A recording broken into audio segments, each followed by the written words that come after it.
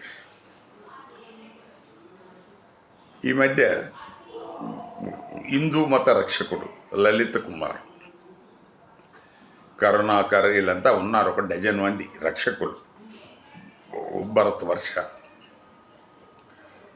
ఆయన అంటారు, ఈ సాయిబాబా చనిపోయిన తర్వాత మా సనాతన ధర్మానికి చాలా నష్టం జరిగింది, ఆయన్ను దేవుడుగా మార్చారు, దానివల్ల మా సనాతన ధర్మానికి నష్టం జరిగిందని ఆయన ఆవేదన. మా మీద కేసులు పెట్టారు, మేము ఆయన దేవుడు కాదంటే మేము సాయి సచ్చరితను పూర్తిగా చదివి అందులో ఉన్న విషయాల మీదనే మేము కామెంట్ చేస్తున్నామని ఆయన.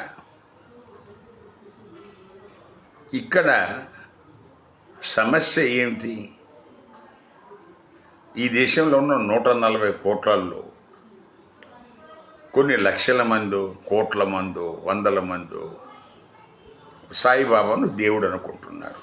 మీకేంటి నష్టం? దానివల్ల మీ హిందూ మతానికి ఏమి నష్టం, మీకేమి నష్టం?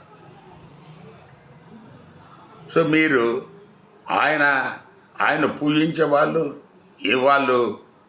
మీరు సాయిబాబాను పూజించకూడదని చెప్పడానికి మీకేం హక్కు ఉంది? అసలు మీ పాత్ర ఏంటి? అది మీ లోకస్ స్టాండ్, ఇన్ఫ్యాక్ట్ ఏంటి మీ హక్కు అనేది మనకు కోర్టులకు కానీ ప్రజలకు కానీ చెప్పి మీరు డిమాండ్ చేయండి.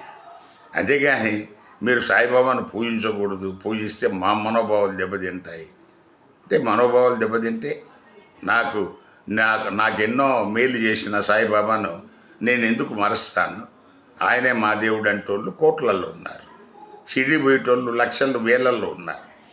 సో ఈ తప్పుడు ఆలోచనలు కేవలం హిందూ మత ప్రచారం తప్ప ఇంకే దేవుడు మతం ప్రచారం చేయకూడదనే భావన ఈ దేశంలో సరైనది కాదు, రాజ్యాంగ విరుద్ధం, చట్ట విరుద్ధం, శిక్షార్హం.